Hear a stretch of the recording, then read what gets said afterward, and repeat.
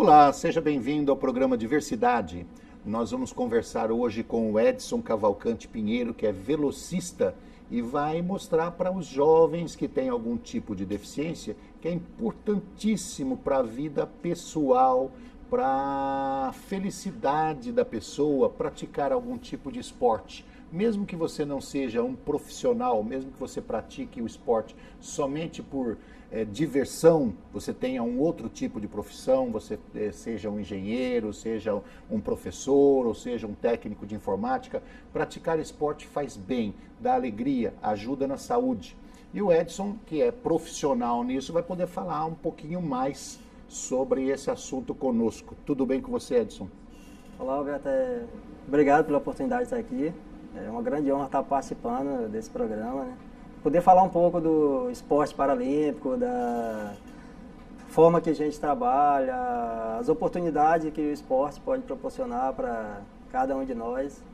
No atleta paralímpico, pessoa sem nenhuma deficiência, qualidade de vida que o esporte pode proporcionar. O Edson, você é velocista. O que é um velocista? Velocista é os atletas que trabalham com corridas curtas, 100 metros, 200 metros. Existe a competição de 60 metros também. Eu pratico os 100 metros e os 200 metros. A gente trabalha muito a arrancada, muito treino de força, muito treino de potência.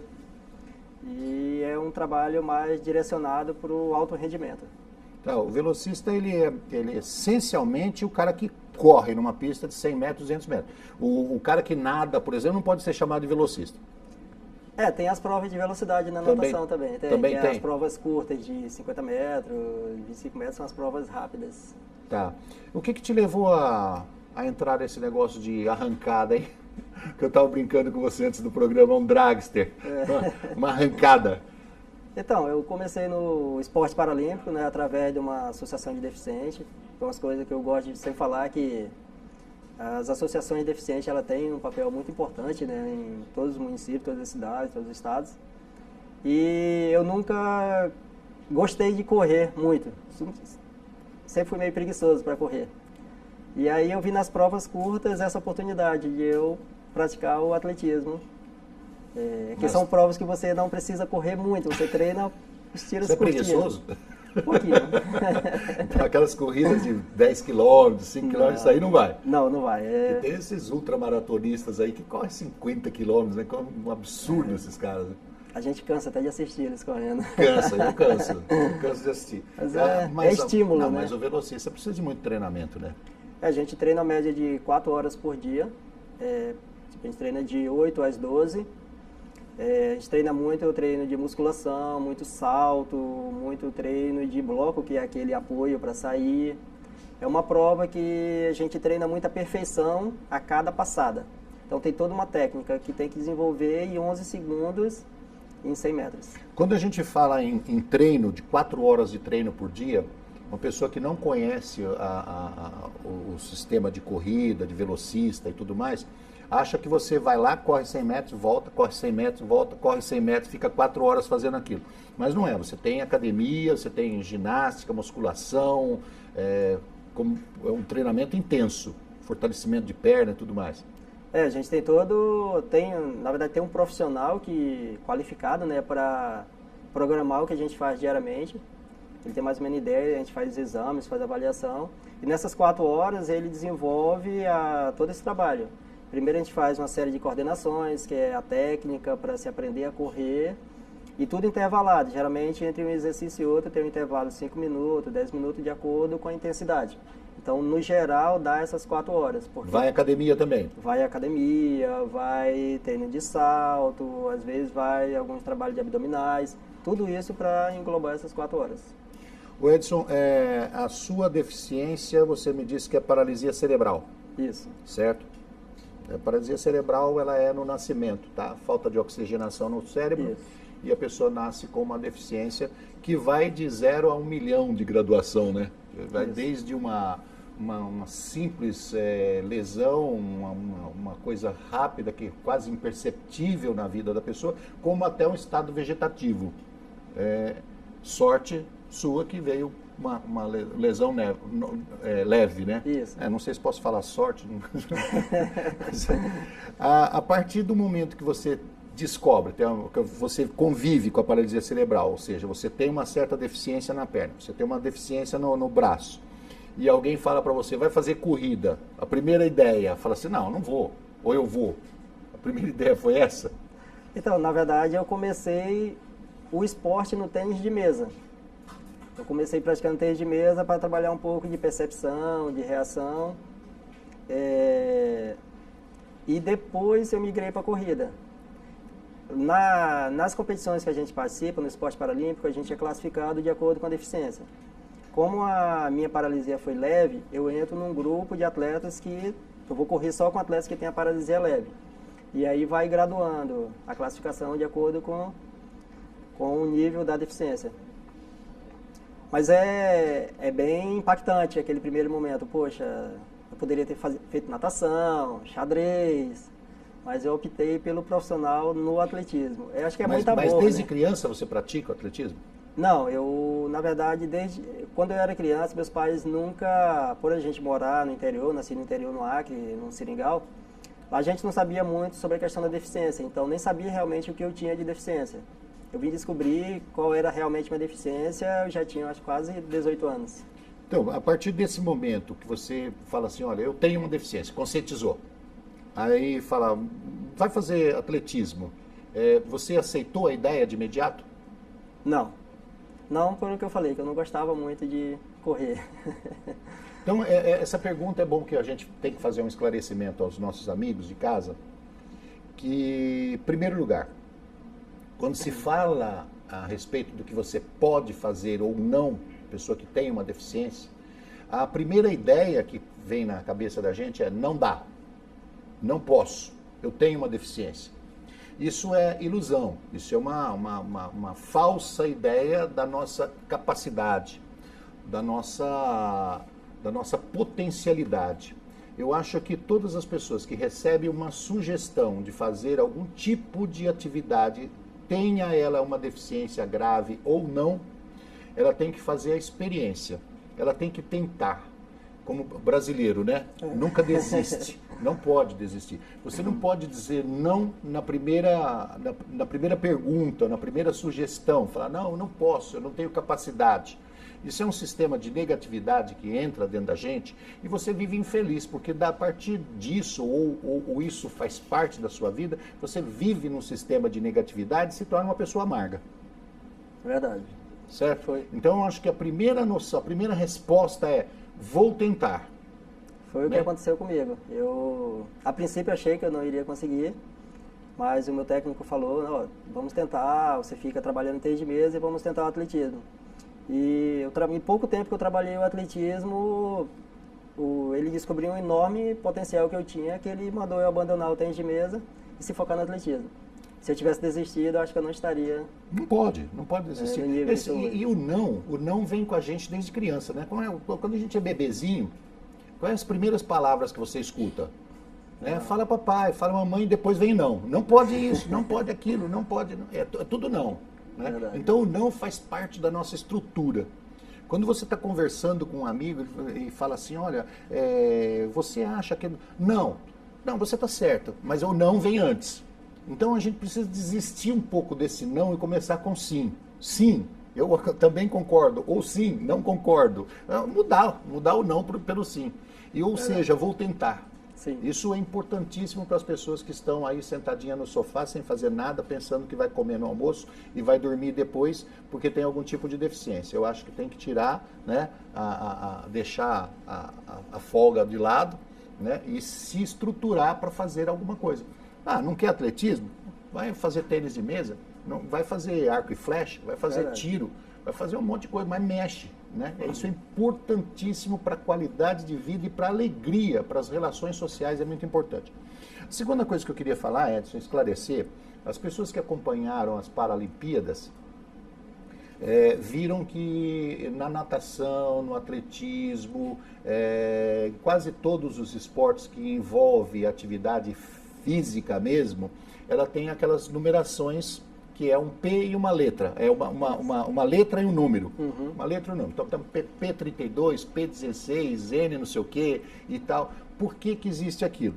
Porque como o Edson falou, eu tenho uma paralisia cerebral leve, né? De repente vai competir com o cara que tem uma paralisia cerebral grave, que de repente não movimenta uma perna. Seria injusto. Verdade. Seria injusto, né? O cara que tem um braço, e ele vai competir com o cara que não tem os dois braços. É também um pouco injusto. Sim. Né? Então, essa classificação é para igualar mais ou menos os tipos de deficiência, sejam parecidas, ou pelo menos no desempenho da atividade parecidas, certo? Para que não haja injustiça no paratletismo. É isso mesmo? Isso, é verdade. Tem profissionais que são qualificados, né? Eles fazem estudos, participam de congressos, eles são classificadores mundiais, que a gente chama, classificadores internacionais. E eles estudam só para fazer essa classificação. Então, antes de eu entrar numa determinada prova, quando eu comecei no atletismo, eu passei por uma série de exames, uma série de avaliações para eu não entrar numa classe onde eu fosse me favorecer ou estar numa classe onde eu estivesse perdendo espaço. Então, eles fazem de forma para que todos estejam no seu devido, igual você falou, na sua devida prova, na classe correta, para não ter injustiça nem com um nem com o outro. O caso do atletismo também como existe N tipos, Sim. Então precisa de uma classificação grande e é devido à funcionalidade ou desempenho do atleta, eles classificam numa letra e num número. Isso. A letra é o que? É o tipo de esporte e o número é o tipo de deficiência. A letra significa, por exemplo, no atletismo, T significa pista, F significa campo. Então, eles têm essa diferença, pista e campo. Então, precisa fazer um estudo para entender isso. Hoje, o Comitê Paralímpico, né, através a assessoria dele já está fazendo bastante essa divulgação para que as pessoas comecem a entender mais o que significa essas letras, para que na hora da prova, por exemplo, minha classe é T38. De 35 a 38 é uma classe da paralisia cerebral. Então, 35 é a paralisia mais severa e 38 é a mais leve. Certo. Então, tem esses... Nós estamos conversando com o Edson Cavalcante Pinheiro. Se você quiser bater um papo com ele, pode entrar no Facebook, que é Edson Cavalcante Pinheiro, certo? Cavalcante com E, certo? Que eu errei aqui, falei com I, é Edson Cavalcante Pinheiro. Você pode bater um papo com o Edson, conhecer um pouquinho mais sobre a questão de atletismo e, de repente, resolver a sua vida. Nós vamos para um rápido intervalo e já voltamos.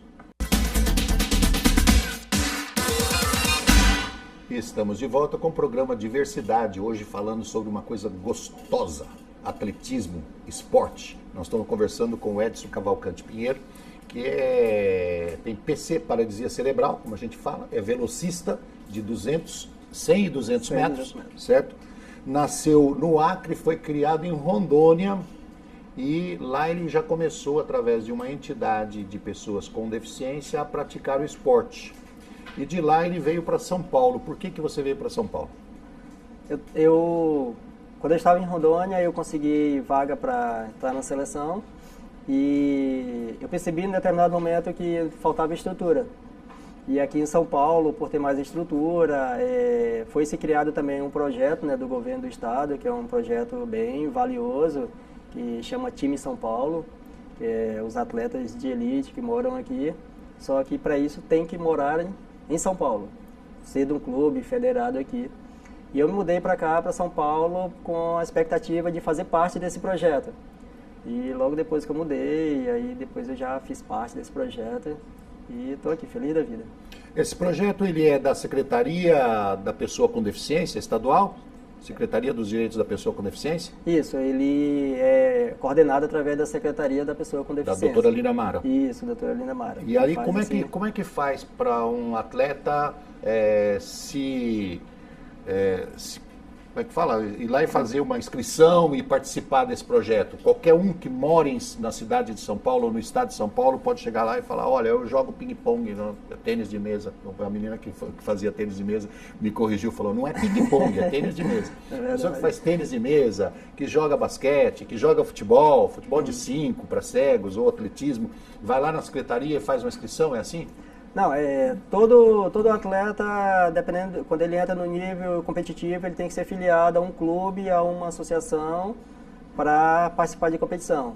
É esse clube que faz esse encaminhamento, né, da documentação, e tem todo um requisito da secretaria através do Comitê Paralímpico Brasileiro, porque tem o Comitê Paralímpico que coordena esse projeto. Então, mas é o clube que encaminha a documentação, Entendi. que faz a indicação das pessoas. Quer dizer, a pessoa não vai lá começar a treinar. Quando ela entra nesse projeto, ela já está dentro de uma classificação ou dentro de um tempo razoável para competir internacionalmente, ela já está com tempo para isso, aí ela entra nesse projeto. Isso. E os clubes que dão o primeiro treinamento, que falam, não, esse cara aqui tem potencial, vamos investir nele. Isso. Aí quando ele chega num potencial de competição internacional, ele pode entrar nesse projeto. Isso. Esse projeto ele ganha patrocínio, incentivo, estadia, viagens, tudo isso. No caso, a gente recebe uma ajuda de custo, né, que ela custeia essas despesas com treinamento, com material esportivo, com a parte técnica, com viagens. Porque a partir do momento que a gente começa a viajar para competições internacionais, as viagens são custeadas pelo Comitê Paralímpico, através do governo federal, de projetos. Esse dinheiro é mais para a gente fazer a parte de treinamentos aqui em São Paulo, para custear uma suplementação de melhor qualidade, aqui tudo aqui em São Paulo. Quando vai para fora já é outra. Ô Edson, você sabe que explicando isso, eu estava viajando aqui no meu pensamento, dizendo o seguinte, os países mais desenvolvidos, né, como os Estados Unidos, Japão, a China hoje está crescendo barbaramente, alguns países da Europa, como a Alemanha, por exemplo, eles importam gênios. Por quê? Porque eles dão estrutura. Eles importam as melhores cabeças que existem aí espalhadas pelo mundo, Brasil, Índia, Argentina e tudo mais, e trazem esses caras para dentro porque eles dão estrutura para esses gênios desenvolverem os seus projetos. Não estou falando de deficiência não, tá? Estou falando de gênios, de pessoas que têm uma cabeça muito voltada para a física, para a matemática, para a química ou para qualquer coisa que seja e traz. Você veja, e eles estão desenvolvendo cada vez mais acelerado. No caso do paraatletismo aqui, São Paulo dá um incentivo, o Brasil começa a dar um incentivo para os paraatletas começarem a treinar mais, a melhorar mais a sua performance. O que está acontecendo? Nós estamos ficando lá em terceiro, segundo, quarto lugar no máximo em ranking de medalhas de paraatletismo. Por quê? Porque está se investindo nisso, está começando a ter a consciência de que precisamos buscar mais medalhas, né? Então, São Paulo está no caminho certo, incentiva e acredito que nós poderemos chegar ao primeiro lugar no ranking mundial de medalhas. Hoje São Paulo deu um grande passo, né, que foi a construção do Centro Paralímpico. Acho que é um dos maiores centros de esporte do mundo, uma estrutura fora do sério, tudo melhor do mundo, a melhor pista, a melhor piscina, piscina aquecida, pista com material de Olimpíada. Então, hoje São Paulo está sendo referência em vários países, né, pela forma que está abordando o esporte. Está incentivando a parte financeira, está incentivando na parte de estudos, né, para que os profissionais consigam estar cada vez mais qualificados para dar a melhor condição de treinamento, porque a gente, para treinar, a gente precisa ter ótimo fisioterapeuta, um ótimo técnico, um ótimo psicólogo. E São Paulo está adiantado nesse quesito. São Paulo não está investindo só nos paratletas, eles estão investindo nos técnicos também, nos treinadores, nos fisiatras, nos fisioterapeutas, o pessoal que faz a comida lá, os nutricionistas, quer dizer, está investindo em tudo isso. O técnico, quando ele recebe uma melhor condição para ele dar um treino, com certeza ele vai conseguir absorver mais o aprendizado e conseguir passar de forma mais clara para o atleta. O atleta consegue, então, hoje aqui em São Paulo, melhor. Sim, hoje aqui em São Paulo tem praticamente os melhores técnicos do Brasil. Não dizer que outros lugares não tem, mas uma grande parte dos melhores estão aqui. Uma grande parte dos... E poderia se comparar em termos de qualidade com os técnicos do mundo afora? Com certeza. Hoje, né? O técnico nosso da seleção, o professor Mauri, que é o técnico da seleção, Ele é um do técnico que for contar o número de medalhas de ouro que ele tem em Paralimpíada, preencheria uma folha. Dá, porque ele tem muitas medalhas em todas as Paralimpíadas que ele vai. Bom, então tudo isso que nós falamos, vamos lá, reverteu em medalhas. Sim, com O Brasil tem, na última Paralimpíada, que foi aqui, quantas medalhas paralímpicas nós trouxemos? Foram 73 medalhas paralímpicas. Nós ficamos em? Oitavo lugar? Oitavo lugar. Mas temos a pretensão de chegar lá em cima, no topo? O objetivo era o 5º lugar. A gente queria estar, na última Paralimpíada anterior a gente ficou em 7º, a gente queria estar em 5º. O nível veio muito forte, a gente aumentou o número de medalha que nós ganhamos e ficamos lá em outro lugar. Eu acho que o grande objetivo hoje de um país, são 100 e poucos países participando de uma Paralimpíada. Eu acho que hoje o grande objetivo é estar entre os 10 do mundo. Mas o Brasil ele quer sempre mais. Mas nas últimas 4 Paralimpíadas nós já tivemos aí entre os 10, né? Sim, o Brasil vem desenvolvendo. Nós deixamos de ser coadjuvante para ser um país onde... Protagonista. A gente chega numa competição, então, tipo, nós temos vários atletas melhores do mundo. Nós somos respeitados lá fora. Já. Quando nós chegamos na competição, já somos vistos de uma forma mais respeitosa. Cuidado com esse cara que ele corre. Então, a gente já está... hoje a seleção brasileira, que foi agora para o Mundial em julho, todos os atletas que foram estavam entre os 3 do mundo. Foram 25 atletas. Nós vamos falar das suas medalhas, mas eu só queria também chamar a atenção para o público de uma maneira geral. É o seguinte, o treinamento de um atleta, ele é dolorido, ele é demorado, ele é custoso, ele é sacrificado. O treinamento de um para-atleta também é e muito mais. Eu conheço pessoas que fazem treinamento de atletismo e de esporte de uma maneira geral, que pega um ônibus lá no extremo sul da cidade de São Paulo, anda 3 horas de ônibus para chegar num centro de treinamento, às vezes não tem dinheiro nem para comer, faz os treinamentos dele e volta à tarde para casa. O treinamento é sacrificado, é muito sacrificado. Então, quando esses caras entram nas pistas, quando esses atletas entram nas competições internacionais, nós temos que aplaudir de pé antes de começar a competição. Não importa em que lugar que eles vão ficar, nós temos que aplaudir de pé antes de começar a competição, porque são verdadeiros heróis, além de atletas. O Edson, quantas medalhas você tem? Então, acho que é uma pergunta difícil de eu conseguir responder. Caminhão acho que no também? geral devo ter umas 130, 140 medalhas. Brincadeira. Entre medalhas internacionais, medalhas nacionais. Eu já fui 9 vezes campeão brasileiro. Então, isso aí 130 medalhas? Mais ou menos isso aí, umas 130. Não fala isso muito alto, não, o pessoal te assalta. Meu. Tenho medalha de Paralimpíada, medalha de Mundial, medalha de Parapan. Acho que todas as possíveis medalhas no esporte que a gente poderia conseguir, eu, graças a Deus, tenho a honra de falar que o esporte paralímpico... Competições nacionais, 3 vezes campeão brasileiro? 9 vezes. 9 vezes campeão brasileiro.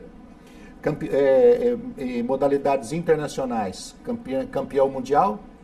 Mundial, eu vice-campeão mundial durante 4 mundiais. 4 mundiais. E em Paralimpíada? Paralimpíada, minha primeira medalha veio no Rio de Janeiro.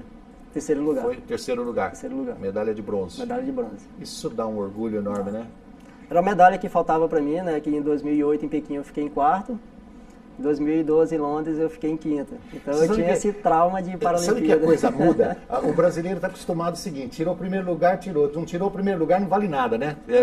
Futebol, por exemplo. O cara é campeão, campeão. Se não vice-campeão, não vale nada. Né? No paraatletismo não tem isso. Não. O pessoal valoriza demais. Sim. Ele valoriza o primeiro, o segundo, o terceiro, o quarto, o quinto. E valoriza, inclusive, o estado de ter competido. Sim. Não pegou medalha, mas ele competiu, ele já sai dali chorando, né, emocionado, sai reconhecendo ele mesmo, o trabalho que ele teve durante 4 anos para chegar a participar de uma Paralimpíada.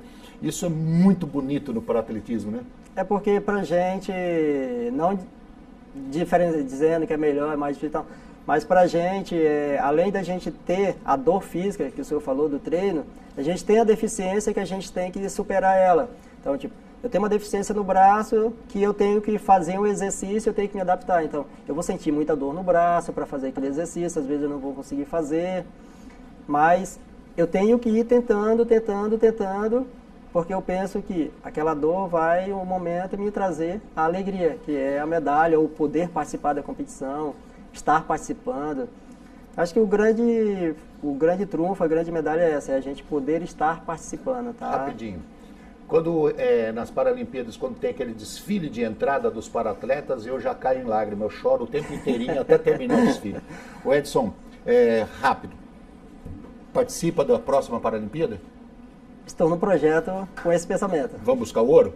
Vamos, estamos Então, treinando para isso. Parabéns para você. Obrigado por você ter vindo aqui, obrigado pelo seu trabalho e por essa glória, por essa satisfação que você traz para o Brasil e para os brasileiros. Obrigado a você de casa que esteve conosco no programa Diversidade e nós te esperamos na próxima semana. Um abraço e até lá.